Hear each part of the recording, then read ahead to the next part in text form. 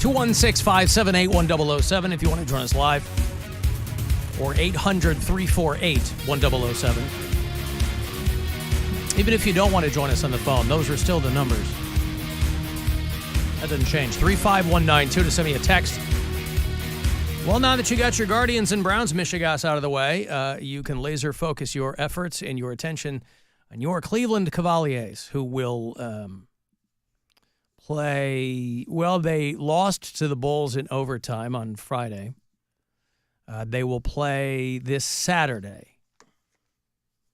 That's not the season opener. No, season opener is next Wednesday. It's Wednesday. Yeah. What are this schedule? It's all over the place. What is happening here? October the 23rd. That would be this Wednesday night. They will be in Toronto to play the Raptors, and then the home opener this Friday night. There you go. 7:30 tip-off against the Detroit Pistons. Browns, the game was off to a thrilling beginning when the Bengals returned the opening kickoff for a touchdown. Charlie Jones pulling a Devin Hester there. Did you watch the game? Anybody watch the game? Nope. No, right? I was driving Still around. boycotting the... I had it on as I was driving, and I heard when the injury happened, and I heard, people cheer, and I was also... Someone was like, hey, hooray. I don't like that guy, so I'm glad he's hurt. I'm glad he's hurt. Yeah. Kind of an odd reaction, I guess, visceral on the part of people. It was very much visceral, but it's also a guy that I didn't want on the team in the first place. And all the people that are like, oh, if he was throwing touchdowns, people would be super happy or they'd be super bummed out. But he wasn't. And also, there's still a lot of people that didn't want him here in the first place that are just happy that. Yes, but if you're winning, all is forgiven. Not to everybody. Yeah, to a lot of people. I'm not, but you have to. But not to everybody.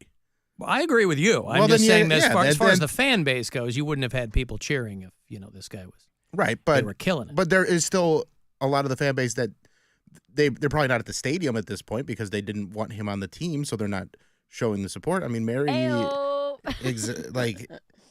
I removed myself a little bit. Mary completely removed herself. Mary, will you pay attention now or no? The fact that I've honestly thought about it because I was like, I'm mad. Still on the payroll. That didn't change anything. Well, that's done. That deal was done the day they signed the contract. Yeah. You know what I mean? So a little time has gone by. I'm still mad at the Browns front office for being idiots and not. How do you feel about the back office? Give them a little bit more latitude? Yeah, they're usually the ones that make the chicken tenders, back of office. And their cubicles smell because the microwave is right there, and there's always somebody cooking fish. Yeah, but if it's the right kind of fish. All right. Here's the opener. And we're off and running here in Cleveland. Charlie Jones going to play it. Got a half step inside his own end zone, and he's got a seam. Jones, Hopkins, unable to beat him, and here we go. Jones. One man to beat him, and he is. What a way to start a game. Oh, that's got to get you feeling good, right, from the jump? Your boy Nick Chubb. Well, that's what I was going to say, is that Chubb's my boy. Chubb's my love of my life, other than Brian. And he's back. So with him back and Deshaun out, I feel a lot better about watching now. It still doesn't change the fact that they made an horrible, expensive mistake for a piece of crap, but at least I'm not cheering for him. You get what I'm saying? A lot of and that's like a thing Chubb too. Chubb is my boy, where and now Chubb is back. Yeah, and people are saying like, oh, there's all these people that they weren't booing him when he was scoring touchdowns. But again, there's plenty of people that did not want him on the team, and we're still going to games and not cheering when he would score. Right, but we all understand what they're saying. I mean, you get a lot more latitude if you've done awful things when you're winning. Right, but among the fan base. I mean, when people are saying like, "Oh, the Cleveland fans have no class because they were booing," well, this that's guy. a whole other thing. And that's a big argument that's going on right now. I was watching this clip of Shannon Sharp talk about like, I would never wish bad on people. It's like, screw you, dude. Well, but but he's an athlete. These guys are in the bubble, right? People are giving Myles Garrett a hard time too because he said that Deshaun Watson is a model citizen. These guys are in the athlete bubble. So all they see is a teammate. They're like, look, man, we've all done stuff off the field. That's their mindset. Anybody who's an athlete is not going to be down with booing a teammate. The fans, that's another thing altogether. But Shannon Sharp is not a guy who's going to be like, yeah, I'm with them. He got hurt, and they Yeah. should have booed him. He's an athlete. Well, and here's the thing. They're athletes, and they're also men. So they don't, innocent until proven guilt. Not one of those gold-digging bitches actually proved it. You know what I mean? Because So, they've like, all either been in that situation or have done adjacent something to that wrong. situation. Yeah. And so for me, that was the big kicker is that, like, yes, of course you're going to defend other pro athletes who have also probably, you might have a little sketchy something in the past that you would want people to overlook. Well, yeah, you can't speak out on that. And then somebody goes, well, what about you back in 89 Right, when right. blah, blah, we were in Orlando and, here's your boyfriend. Oh, hold on. Ah, crap. Goddamn machines. Oh, he actually just played a clip of Brian. Right. Hey, man. Take this in. Remember, the Browns get it to start the second half. Pitch play. Chubb in. Touchdown. Oh, they were very, very excited with that. Nick Chubb! Hasta la vista, baby! Nick Chubb! Touchdown! A lot of our customers, Mary, of course, will want to know if you think that the Deshaun Watson injury is karma. Yeah, of course I do. I said it was karma when he's, what was it? 2 weeks ago something happened. Another couple of women came forward or something like that. No. We were talking about it on air. And I was like, I asked you guys, I was like, how do you not think this is karma? I see. Like, do you remember that? We got Yes, Yeah, I I do. remember it too, I yeah. don't remember to what you I were don't referring, remember but what yeah. happened, though. Right. Something So much happened with has Deshaun happened, and the Browns. And I was like, how do you guys not believe in karma at this point? Because I 100% believe it. This is karma for both Deshaun and the Browns head office Organization, for, yeah. yes, for spending and doing something they A quarter knew of $1 was- billion. They knew it was wrong when they were doing it. They knew it. Morally, ethically, they know this isn't the best look, but we're going to do it anyway. So this is what you get. You lose $230 million. Now the dude's out. You're probably going to cut him next year. I hope you do, but whatever. So, yes, of course I believe it's karma. Okay. I So- just think it's awesome. That he's out. That he's hurt? Oh, yeah. I mean, Well, because I was texting you because I thought Jameis was the backup. Okay, so here's what they did too. This is a sneaky move that the Browns made Friday. They didn't even really tell anybody. It was very under the radar, but they made Dorian Thompson-Robinson the backup because there's so many people clamoring for Jameis Winston to be put in the game, for them to bench Deshaun Watson and put Jameis Winston in there. So the Browns' idea here is, from what I understand, this is stuff that I've heard, that they put Dorian Thompson-Robinson as the backup, and then Jameis Winston was the emergency third quarterback. So he technically could only play if Watson and Dorian Thompson-Robinson got hurt, so that fans can't start chanting Winston or Jameis or anything like that to try and. Where did this to quell Dorian dude that. come from? He's been on the team. We drafted him last year. Oh, he did. Okay. Yeah. They drafted Dorian Thompson-Robinson last year. He played a few games last year when Deshaun went down with some other injuries. Shoulder. Or something. It was the shoulder, and then he I think he started one game when we had Flacco. He got hurt, and then Flacco came in, and it was Flacco the rest of the season. So, I'm sure a lot of people are hoping that these guys continue to crap the bed so they can get some good draft picks. But did they trade a bunch away for him? they trade all those ones have been used Okay. already. So it was So if they keep stinking to joint up, they might be good to go in they that might- capacity next year. correct. All right. Well, But there you go. still have Deshaun Watson on the team for 2 more seasons. So he's going to be out for at least a year with the Achilles tear. Is that what it was? He tore his Achilles? Yeah. Yeah. Ruptured Achilles. Ruptured an Achilles. Mm-hmm. Wow. Here's money for you. It's $1,000, courtesy of the Buzzard Bookie. You get 4 of these from me this afternoon, so listen closely, and I hope you win. This is your chance to bet with the Buzzard Bookie and win $1,000 now. Enter this nationwide keyword at WMMS.com. Credit. That's credit. Enter it now at WMMS.com. Meanwhile, Amari Cooper gets a touchdown. First time he grabs the ball. Yep. They're in Buffalo. They're at the top of their division, I think. So, yeah, all right. Well, congratulations. whatever, right? I don't think I would have known had you not texted the group chat that had happened because it just wasn't on my radar. I mean, you can see in the video where it pops. I couldn't see it. I You was really? expecting something more gruesome, I guess, but You didn't. it's not like when Nick Chubb's knee bent the back. No, it's You know not what like I that. mean? it's not like Joe Theismann from back in the day. The clip I sent was on Twitter, and it just I like looked him up on Twitter. That's where I was looking, and maybe and I like was they just zoom in on it, expecting and you something can more worse. yeah. I mean, it's not like a huge, but you see just like the back of his calf pop. On that note, we don't have to do it right now, but Alan, I watched Terrifier 2. We don't have to do that Terrifier right now. also or Terrifier 2? Number 2. Yeah. But I almost watched Terrifier 1 last night. well, then maybe we could do it now. Go But ahead. Well, I only almost. because I watched Terrifier. I got home from my shows either Friday or Saturday night. I think it was Friday night I got home from my shows, and Brian was passed out on the couch, and it was on. And so normally when he falls asleep to some kind of a horror movie, I'll just go inside in the back room, turn it off. But I was like, you know what? There's been a lot of talk with Terrifier 3 coming out, so I sit down and I start watching it. And it is super gruesome and really bloody, but it's so unrealistic. That's why I was like, this doesn't seem that gross to me. Well, that's what I mean. It's just the gore for the gore's sake. And so it's like, it doesn't really have to be attached to reality because it's so absurd. But some people are into that. Like, gore hounds love those kind of movies. And people who are really into gore, that's the reason there are movies like this, because they've become so inured to, like, gore in other movies. They're like, I need more and more, baby. Well, so I looked it up. The scene that I walked in on is apparently the worst scene in the first 2 movies. It's the bedroom known as scene? the bedroom scene. Yeah. So I walked in as that scene was starting. And it's not going to spoil all of it. But at one point, he's a clown. I don't know if he's a demon. I don't know what he is. But at one point, he takes her pointer finger, middle finger in one hand, and then her pinky finger and ring finger in the other, and rips her arm in half.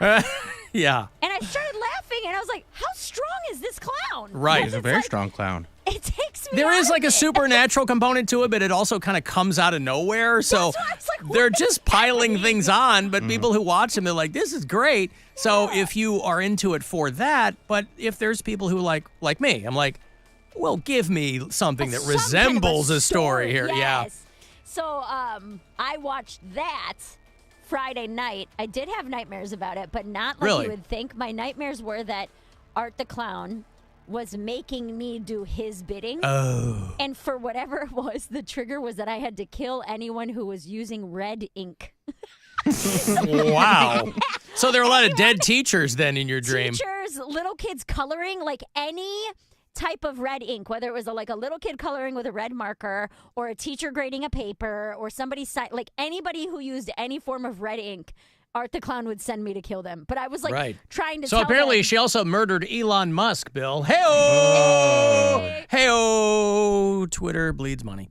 But that was the premise of, and I was like apologizing to these because I was killing them also in gruesome ways. Like the Really movie. sorry I got to murder you And guys. I told them, I was like, don't mean guys, to. just pick a different color. Like I was like trying to It's so easy to avoid this. Don't just nobody use red ink anymore. You know, Red ink. I don't know why, but that's what it was. But so I didn't sleep very well. So many other colors in the spectrum that could have saved their lives. My whole point being watching Terrifier for the first time and then watching Deshaun's Achilles snap. I was like, child's That's play. nothing. Exactly. It's Nothing. nothing. So will you spend any time going to see Terrifier 3 then? It wasn't the #1 movie. I think Smile 2 Yes, it was. was. No, I think Smile 2 took the weekend. Oh, maybe this weekend because it came out and it beat out Joker and Yeah, it sold I like think 60 million yep. on its first night or something like that. Terrifier 3, I think, is one of those movies where everybody who's gonna see it goes to see it the first weekend. Yeah. But like Smile 2 came out on Friday, and that sounds like I thought Smile was a really overrated movie. It was enjoyable, but everybody was just shooting a load over Smile. It was okay, but the second one, they're like, yeah, it's good. Like they didn't just rehash, because the Terrifier movies are just kind of rehashes with a lot. So you didn't see him like cut the girl in half. No, You that saw was him- in the first one. Yeah. Because I just came in and Brian had the second one on, so I just I sat see. down and watched it. I like the notion of him falling asleep to That's Terrifier all 2. he falls asleep to are these Horror horribly movies. Just so bloody. Because he says he gets bored with it, where he's like, kind of like you said, where he's like, if you're going to be a gruesome, like, what are they called? You get numb to it. Slasher movie. Yeah. he's like, at least give me a killer with a backstory. Because I started asking questions about Art the Clown, where I was like, is he demonic? What is his backstory? Why is he so mean? Why can't he talk? And why is this guy so mean? He's hurting so many people. He's a little negative Nelly, this guy. He really is. Oh. And Brian's just sitting there looking at me. He's like, Mary, I don't know. It's a horror. Just let it be a bloody, gross horror movie. And I was like, but he has no motive. Motive is he needs to kill the people. Motive. Has Brian watched In a Violent Nature? Did you pass that one along to him? You should tell him to watch that. It's on Shudder. I have no idea. Yeah. But, yeah. So, Terrifier 3. There's a comedian here. I mentioned her the other day. Her name's Sienna Terry Fire? Oh. No. You said she's in the movie. She's in the movie. I think she gets killed early. But she's, I know her. Like, we're on shows together all the time. And she's very sweet. She's young. She's hot. She's used to killing. Now she's being killed. But one of those? Yes. Yeah. She did another horror movie with a much worse name. Oh God! When she told me the name of it, I was like, "What the heck?" Well, let me look it up. It's like an indie horror thing, or like a. I don't think it's like a. Oh, here it is. Round the Decay. Okay. What's the That's matter with that? Name of it. That's a cool name. Is it? Yeah. It feels clunky to me. Round the Decay. Yeah. You know who was in that? Is that Rachel Pizzolatto? I don't know who that is. She's this brainiac chick. She was on Mythbusters or some show back in the day. She was like a teenage engineer or something, but she's also crazy hot. Yeah. Yeah. Round the Decay. Okay. Round the Decay. Yes. But so she's kind of doing like, she's like, not that they all one lead to another, but she said a lot of times these horror people, they all collab. So she's like, I've been getting like horror movie after horror movie after horror movie, and then Terrifier 3 is the biggest one she's been in so far. So I actually might go see it. Just to see her get killed. Just to see how she gets killed, yeah. Because you figure if you're in one of those movies, it would be really fun to see yourself get killed. Because you were talking about this before. I think what she told you was when you're making the thing, obviously it's very workmanlike, and you don't see the whole thing put together. No. You just have this segment, then this segment, then, and it's done in the magic is in the editing room. Especially for a horror movie where it's just there's nothing scary about it because you're seeing how everything is done. It would be cool to see you. A buddy of mine was in one of the Hostel movies, and he got killed. Did he get his penis cut off? No, I forget what it was. He was in Hostel 3, and he gets killed. And I was like, that'd be pretty rad to watch yourself, because you've shot the scenes, but it's all the makeup and all the nonsense too. Right. Well, and like I said Friday, she was like, sometimes they have to call cut in the middle of someone being sawed in half. Yes. You know what I mean? And like reset and redo the blood. It takes and all the suspense out of it. Yeah. That's not what I meant by cut. Oh, God. All right. I told Brian, I was like, we were talking about Terrifier, and I was like, all things aside, I think it would be really fun to play a psycho. Like to play a murderer or serial killer, like a deranged clown. I think that would be, because I think, maybe I sound crazy. You guys can tell me. I think there's a little bit of that in everybody. There's a little bit of you that wants to be reactive. There's a little bit of you that wants to, someone cuts you off and you wish you could punch them in the face. And I think if you could play that character, you would get some of that out. Well, everyone has some darkness in them, right? Yeah, that's what I'm saying. How about a movie, Terrifier? That's fine. What? I said, just me? You don't feel that way? Oh, I'm not giving it up for that. Of course. Why not a movie called Calmifier? Why not a movie where you dress up like a clown, but then you go around being nice to people? Oh, silly goose of fire.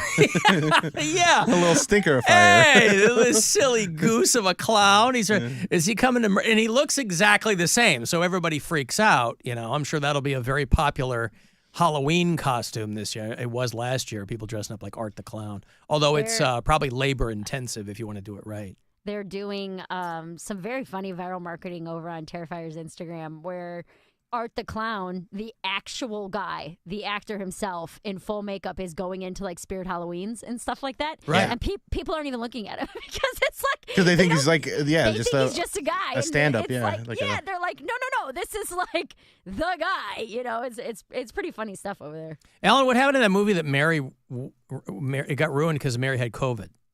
Whatever happened to that? Weren't you going to be like. The director just sent me a video the other day of a trailer, and I'm in the trailer. And I was like, this movie is not done unless you just cut. Like the scene that we shot We shot the last scene, which was like the biggest, most expensive scene with the most effects. We took an entire day to shoot that one scene, and I'm in that scene. So I was like, there's no way they cut my character from this movie because I'm in the final scene. And then my part, a different shorter scene that we shot was in the trailer.